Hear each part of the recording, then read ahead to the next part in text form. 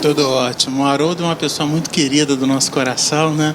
A gente fica assim muito contente, muito feliz. Que olha, é uma oportunidade assim fantástica a gente poder falar sobre o céu e o inferno. Verdade. E vindo de você com tanto conhecimento, tanta pesquisa, né, sobre todo esse trabalho, a gente vai aproveitar aqui mesmo, né, Marcelo? Diz uma coisa pra gente, Haroldo. Na segunda parte do livro Céu e Inferno, a Condessa Paula, ela faz um relato na categoria de espíritos felizes, né?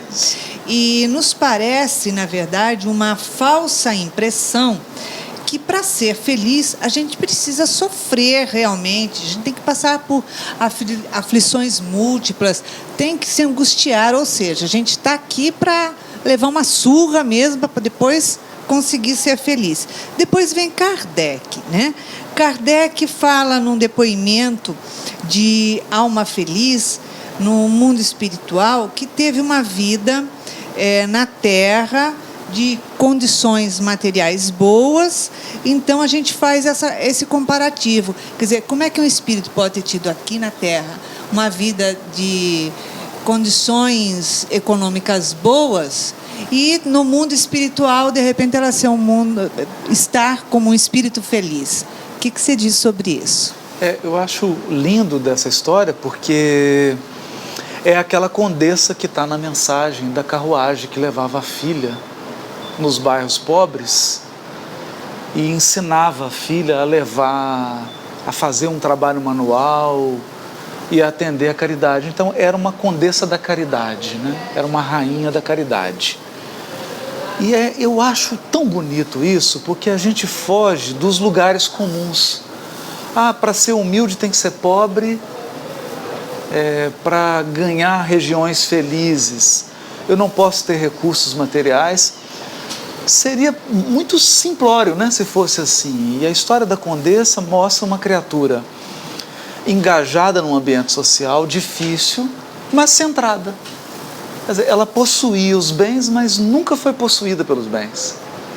Porque isso é curioso, às vezes a criatura não tem muitos bens materiais, mas o que elas têm a possuem totalmente. Né? Porque a relação dela com os bens materiais é tão, eu digo assim, é tão mesquinha, é tão pobre, que mesmo tendo poucos recursos, ela chega às vezes no mundo espiritual numa situação difícil. Então o que fica claro no livro Céu e Inferno, que a definição da nossa situação no mundo espiritual não tem muito a ver com condição social, condição intelectual, condição econômica no mundo. Tem a ver com a maneira como você se porta com os recursos que Deus colocou na sua mão. Então, veio rico, faz com que a riqueza, gere felicidade, gere progresso, gere cultura. E é uma mensagem para a gente aqui no Brasil, sabe? Eu acho que o Brasil precisa dessa mensagem. Você vai nos Estados Unidos, as maiores universidades americanas foram doações de bilionários americanos. E aqui no Brasil, a nossa elite econômica pouco faz para a cultura e para a educação. As doações são, assim, minúsculas. Verdade. Nós temos uma cultura de esbanjamento, Sim. de mostrar que tem. Sim. E você não vê, por exemplo, universidades doadas por milionários brasileiros. Com certeza. Você não vê institutos culturais sendo criados. É triste isso, né? Porque quando você observa um Bill Gates, por exemplo, um homem que conquistou topos, Sim. e de repente para e fala, olha, agora eu vou reservar aqui um pouquinho, que já é muito, né? Sim. Mas mais de 90, agora eu vou dedicar para fazer o bem. Isso deveria ser um exemplo. Esse aí vai ser um que vai chegar do lado de lá num estado de extrema felicidade, porque fez com que a riqueza gere progresso. E a condessa é um exemplo disso. Fantástico. Né? De alguém que usa os bens materiais para gerar felicidade, progresso, acolhimento. É muito lindo isso. Né? A gente tem que aprender a estar no mundo sem ser, exatamente. né? Exatamente. Maravilha, é sempre muito bom, né, ouvir o nosso amigo. Haroldo, a gente separou aqui, né? Obviamente, porque para vir conversar com você, a gente precisa fazer o nosso dever de casa, né? É isso mesmo. Eu já fico com medo aqui. Não, o dever de casa é nosso, né? Fica à vontade. Nesse aspecto, o dever de casa é nosso. E nós, pesquisando, lendo algumas revistas, a gente se deparou com uma revista de grande circulação, que trouxe uma matéria de pessoas que sofreram algum tipo de acidente e sofreram, por exemplo, deformações físicas e estão passando, né? A gente, agora, em 2016, a gente vai ter as Olimpíadas e as Paralimpíadas, né? Então, essas pessoas com algum tipo de dificuldade psicomotriz, ou algum tipo de dificuldade, seja por uma amputação de membro, e pessoas, inclusive, que tiveram uma vida inicial, vamos dizer assim, saudável, né? Atletas, super atletas, aqueles atletas que fazem o triatlo, né?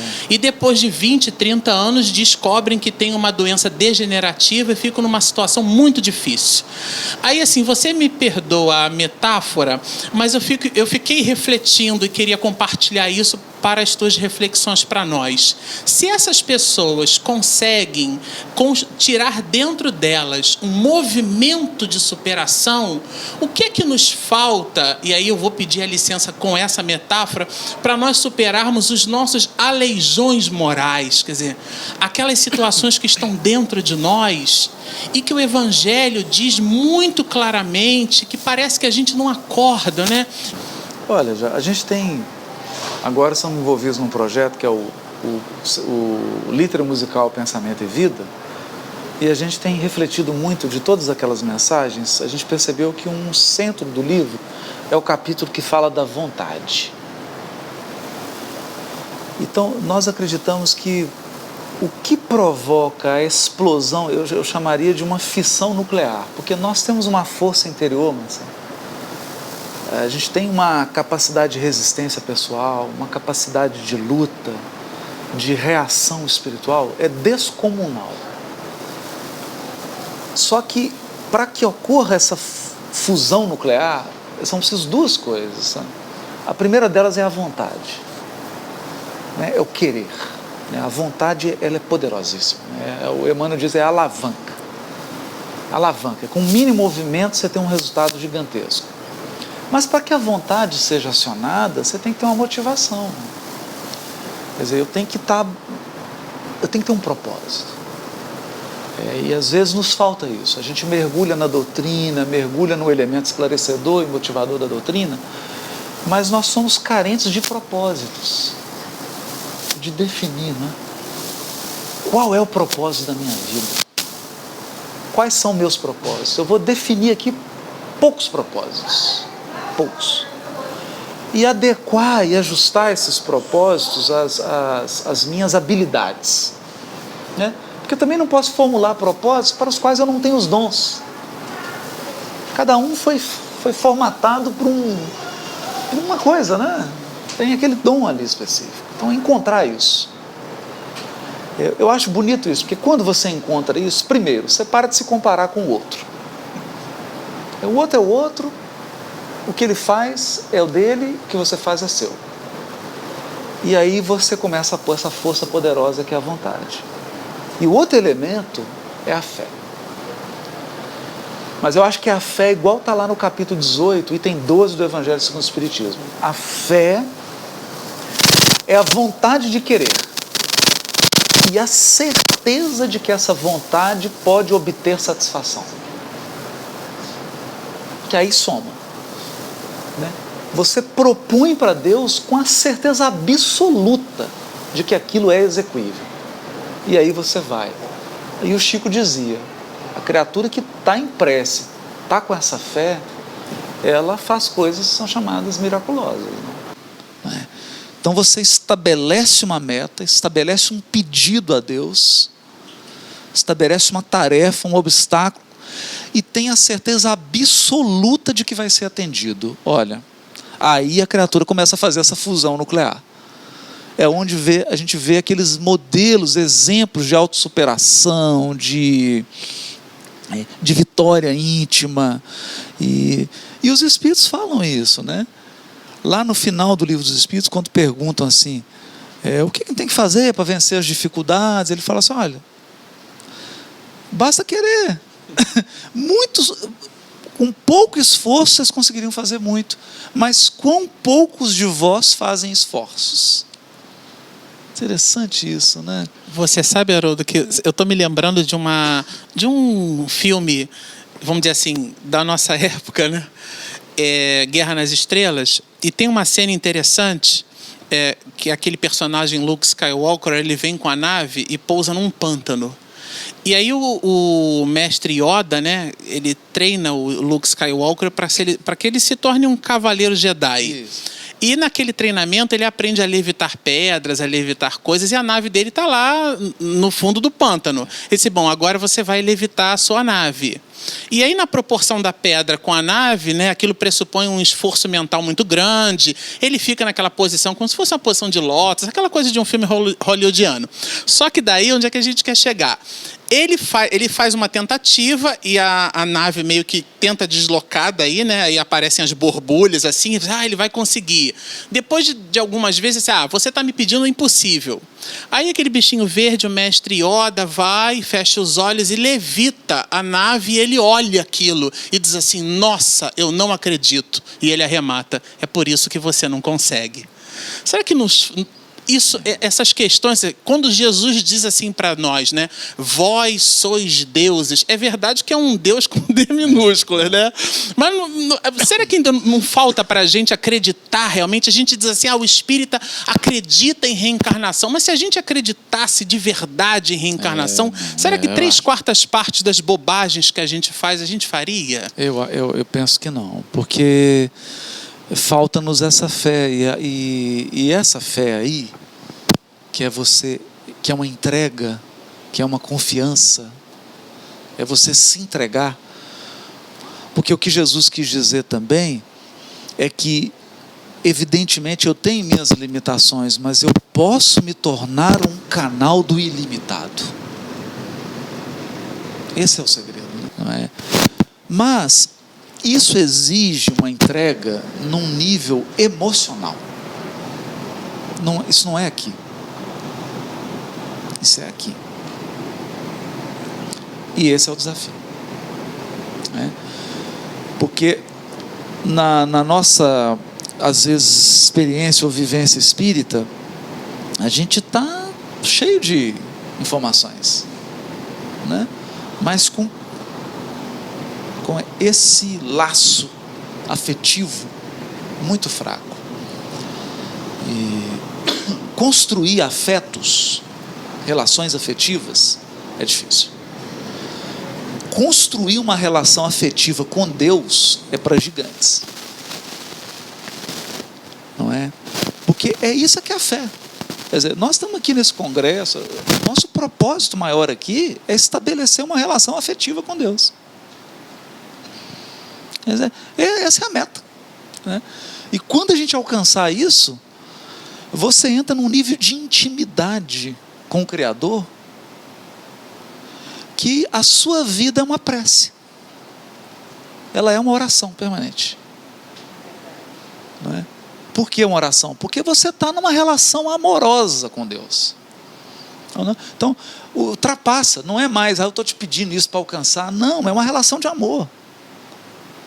Né? Em que você atende, porque Ele tem propósitos, Ele também tem planos, Ele também quer realizar coisas, então eu me ponho a serviço dEle para realizar os desejos dEle. É bonito Jesus dizer isso, né?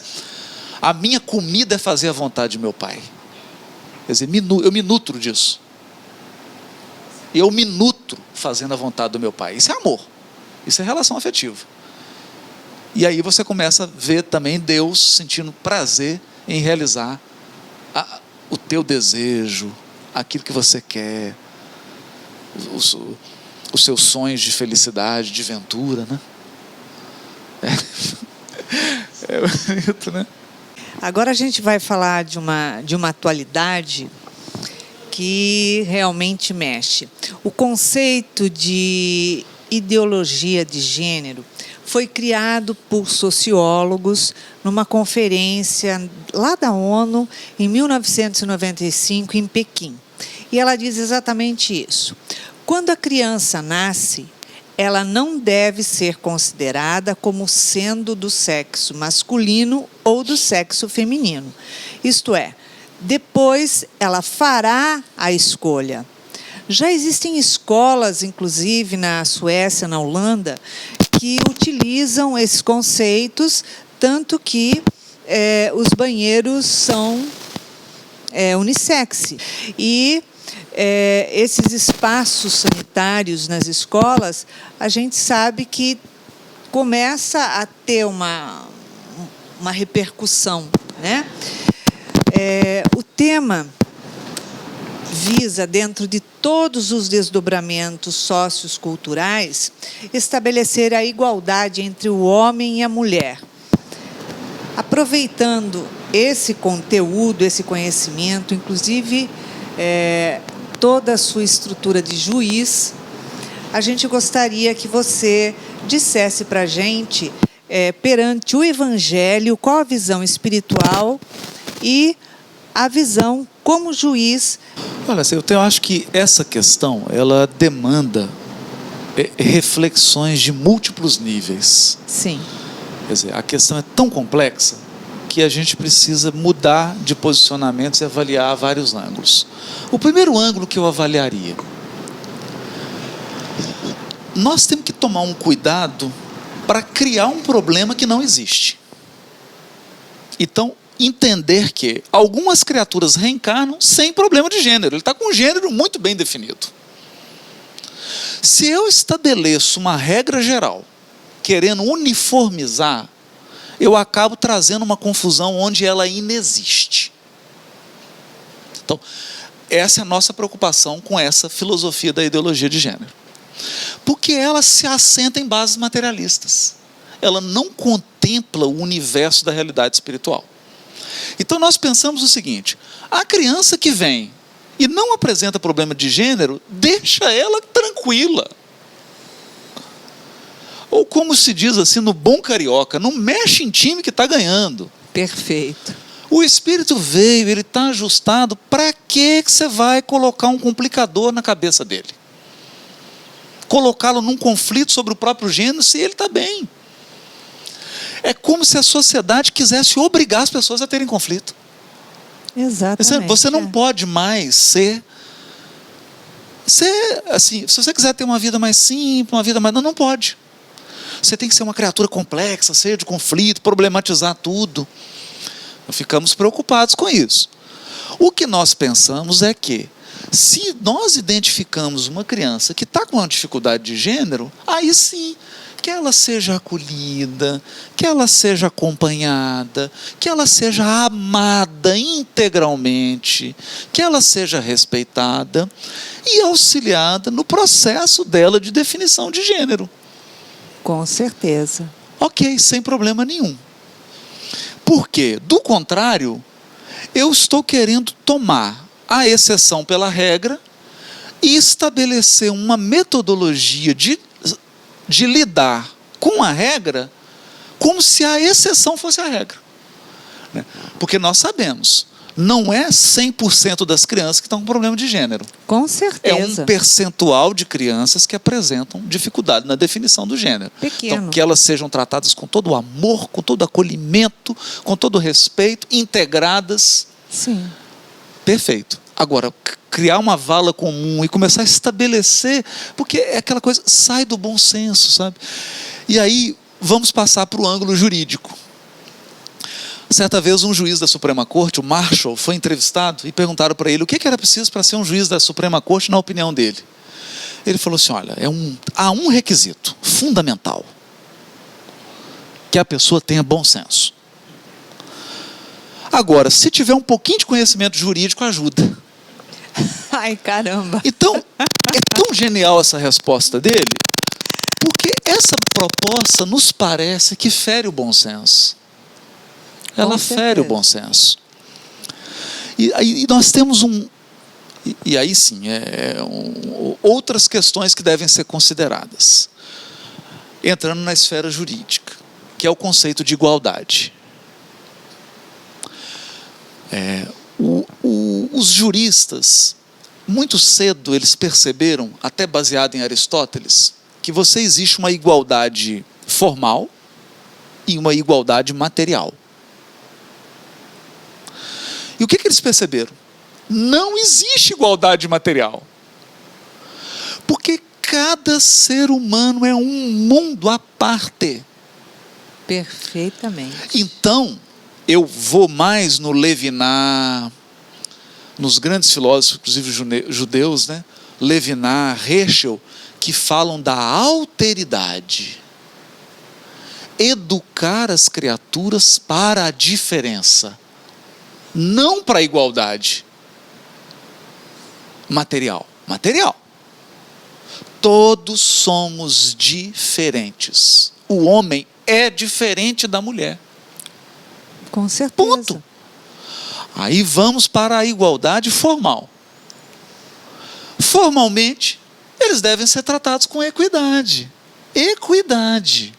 Então, nem a mulher vai ser desmerecida, nem o homem vai ser desmerecido. Nem o homem vai ser privilegiado, nem a mulher vai ser privilegiada. Então, isso não é igualdade material, porque o homem continua sendo homem, a mulher continua sendo mulher. Eu respeito a diferença. E dentre as mulheres, tem mulher igual? Não tem. Realmente. Cada mulher é um mundo, é um universo, cada homem é um universo. Você não existe um feminino, um estereótipo de mulher. Então você tem um arco-íris. Perfeitamente. Então, o que nós temos que estabelecer é equidade. Porque senão a gente cai nos engodos, né? E, por exemplo, nos últimos anos foi vendido para a mulher que ela tinha que ser materialmente igual ao homem para ser feliz. Aí agora nós vemos um conjunto imenso de mulheres frustradas, infelizes, porque estão representando um papel que elas não dão conta. Não é dão conta porque não tem capacidade, é porque ninguém dá conta de ser o que não é. Então, o orgulho não é você querer ser mais do que você é. O orgulho é você querer ser o que você não é, para mais ou para menos. Porque a humildade é você bancar quem você é. E hoje parece que é vergonhoso. A mulher chega e diz assim: eu quero ser mãe. Quero entrar dentro de casa, quero ser mãe. Ah, mas isso é um absurdo. É um absurdo, você tem que ser executiva. Mas eu não quero ser executiva, eu quero ser mãe. Aí ela é penalizada. Ela é rechaçada. Sim. Ela é diminuída. Porque criou-se um estereótipo. Não. Então, eu fico preocupado com isso, porque aí nós perdemos a beleza da diversidade. Então, se eu tenho uma mulher que quer ser mãe, que ela seja mãe, seja feliz. Se eu tenho uma mulher que quer ser executiva, que ela seja executiva. Se ela quer ser presidenta, que ela seja presidenta. Mas se ela fala assim: não, eu quero ser cozinheiro, eu me realizo. E é bonito isso. Eu tenho uma irmã de criação, e ela cozinha, meu Deus, tem uma mão... É uma coisa assim, mineiro, assustadora. Né? Mineiro uma coisa assustadora. vai falar o quê? Lá no meu aniversário, pegou uma carne, mas ela pegou assim, 1 minuto, ela temperou, o negócio ficou de um jeito. Ela disse: meu sonho, imagina isso. Ela falou: meu sonho é montar uma coisinha que eu possa fazer comida. Gente, eu vou falar: não, seu sonho não é esse, não, você tem que ser executiva da Petrobras. Não vai. Ela pode até alcançar esse objetivo. A hora que ela escalar essa montanha, ela vai olhar lá em cima e falar assim: gastei 20 anos da minha vida e sou infeliz. Porque o que eu queria mesmo era ter um pequeno lugar que fizesse marmitex. Então, isso nós temos que tomar cuidado com isso. Com essas teorias que propõem uniformização das criaturas. Não é? O que a doutrina propõe é: olha, cada ser é um mundo à parte. Não se compare. Não tem melhor nem pior. Não é porque o executivo ele é melhor do que o cozinheiro.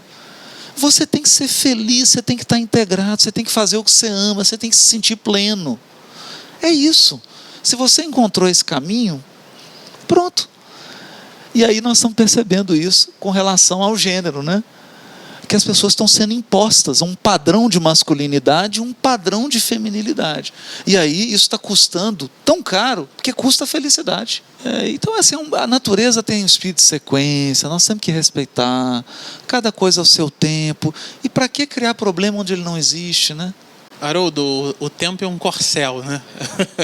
É um instrumento muito vigoroso. A gente fica muito feliz de estar contigo e, ao mesmo tempo, olhando para o relógio, né?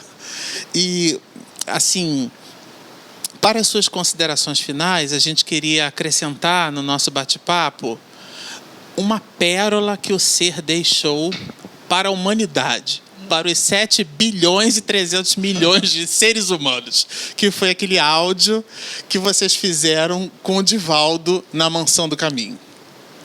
O que é que foi aquilo, né? Então eu lembro que teve um determinado momento que você disse assim, olha, quem quiser ir ali beber uma água, chorar um pouco.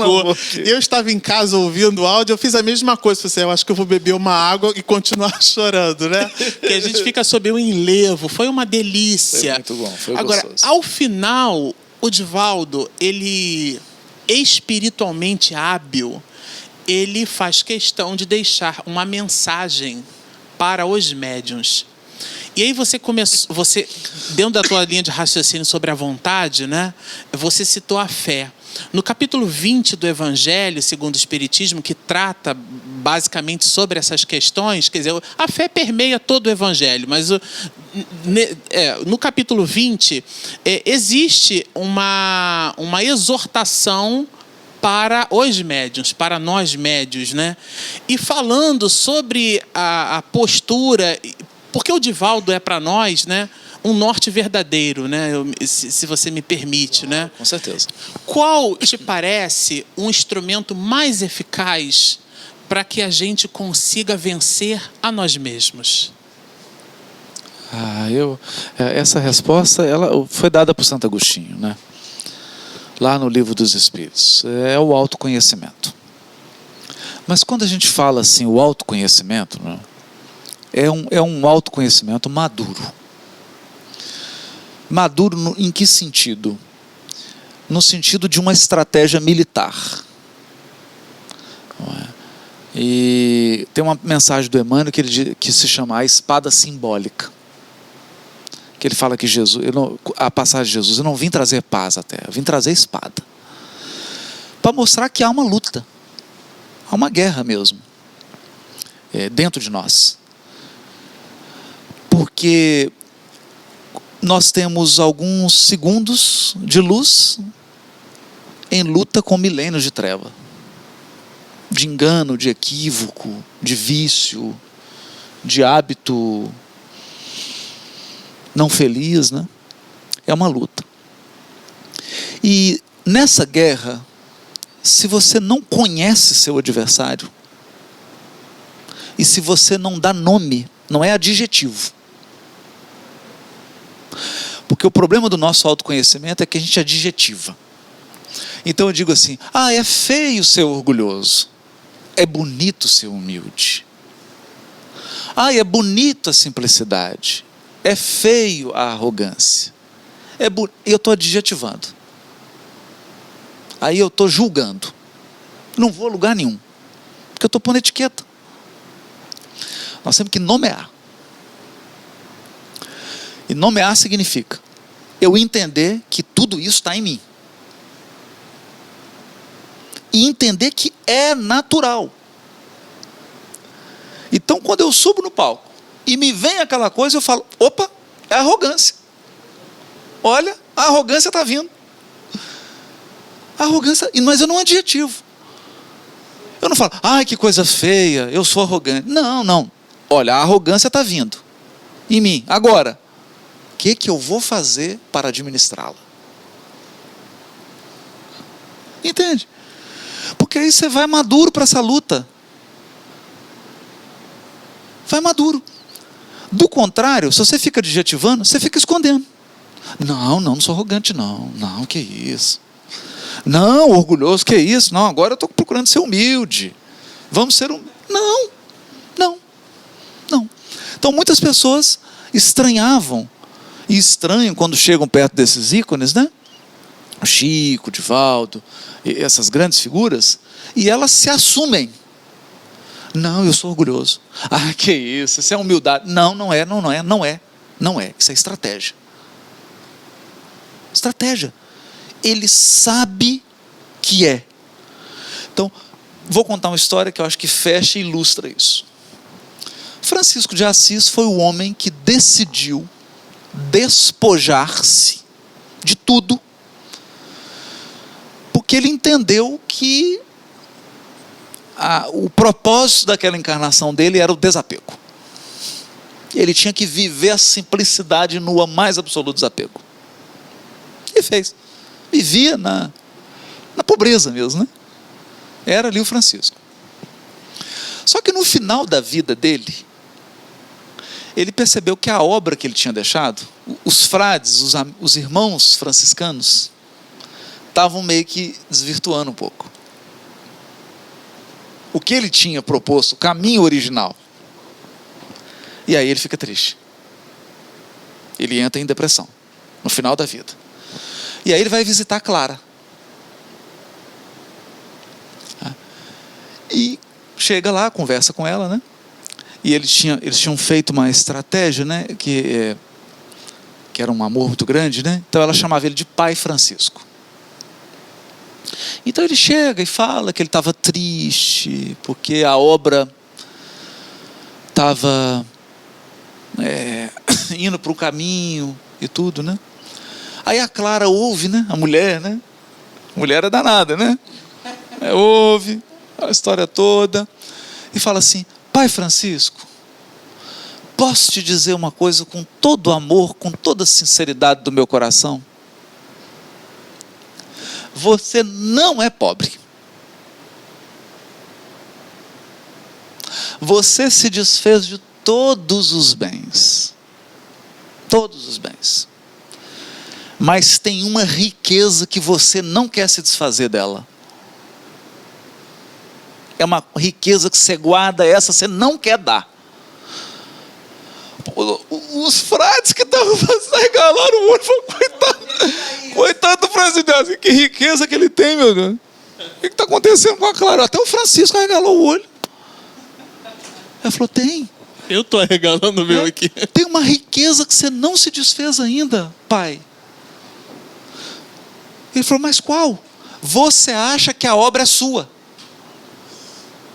Você acha que a obra da sua vida é sua. Entrega, pai. Se desfaz dessa última. Não é sua. Não é sua. Entrega. É do Cristo. O Francisco, ele levantou, começou a sorrir, começou a ficar alegre, que aquilo tirou uma tonelada. Ele falou: agora eu sou pobre. Agora eu alcancei. Agora eu alcancei. Não é? Porque são níveis. São níveis. Você vai se desfazendo ali de um bem, vai desfazendo outro, mas chega um momento que você vai ter que desfazer de coisas que você achava que não, isso não é se desfazer. Então é esse autoconhecimento. Você nomear. Não, esse sentimento que eu estou sentindo é apego. Eu estou assim. Não é bom nem ruim. É isso. Como é que eu vou trabalhar isso? Então, quando eu tenho esse autoconhecimento, aí sim, aí eu tenho uma estratégia para fazer uma reforma íntima verdadeira, pé no chão, não é? Porque o orgulho, quando você começa a identificar o orgulho na gente, ele se manifesta das maneiras mais tolas. Aí é o orgulho de fazer uma palestra, o orgulho de dar um autógrafo. Depois de um tempo, ninguém tem mais esse orgulho. Chega para um Divaldo hoje, 40 anos, e fala, dá autógrafo e fala: ai meu Jesus, queria tanto sentar e tomar um cafezinho, tem que ir lá. Já não tem mais esse orgulho. Só que o orgulho vai assumindo manifestações sutilíssimas. O inimigo vai ficando sofisticado. E você acha que eliminou ele. E ele vai entrando por frestas. Ele vai assumindo formas. Você fala, não, isso não é orgulho. Mas quem está em cima, um espírito superior olha e fala, é orgulho. E esse espírito superior olha para ele e fala assim, tem formas aqui em mim. E um outro mais superior olha e fala, eu já estou com umas manifestações de orgulho aqui que para vocês aí já não é orgulho. Mas para mim é. E a estratégia vai ficando cada vez mais sofisticada, você vai tendo um autoconhecimento cada vez mais profundo. Esse é o segredo. Identificar. Dar o nome. Não, isso é orgulho. Não, isso que eu estou sentindo é ciúme. Isso que eu estou sentindo é apego. Isso que eu estou sentindo é inveja. Se você não dá nome, se você não nomeia, você fica tentando fingir que não está vendo. Isso é pior. Porque você tenta fingir que não está vendo, porque você está adjetivando. Não, eu não quero ver o ciúme em mim, porque eu acho ciúme tão feio. Não, ciúme é ciúme. Toda criatura vai ter ciúme. Aí fica a lição de Jesus. O moço chega para ele e fala assim, bom mestre. Ele fala, bom? Por que você está me chamando de bom? Por que você está me chamando de bom? Bom só o Pai. Bom só o Pai. Então é o Espírito que já enxerga, né, com esse realismo. Isso que veio... Não, isso que veio aqui em mim agora é inveja. Só que eu já estou tão hábil na administração, tão hábil, que eu tenho o autodomínio. E chega um momento do Espírito puro, que é o Espírito que tem domínio total sobre si mesmo. Domínio total sobre si mesmo significa que ele não tem os sentimentos. Os sentimentos afloram, mas ele tem domínio. Vem ele e fala, opa, isso é inveja. Opa, deixa eu administrar aqui, peraí, guarda. Não, isso aqui é orgulho. Deixa eu administrar. Autodomínio. Bonito.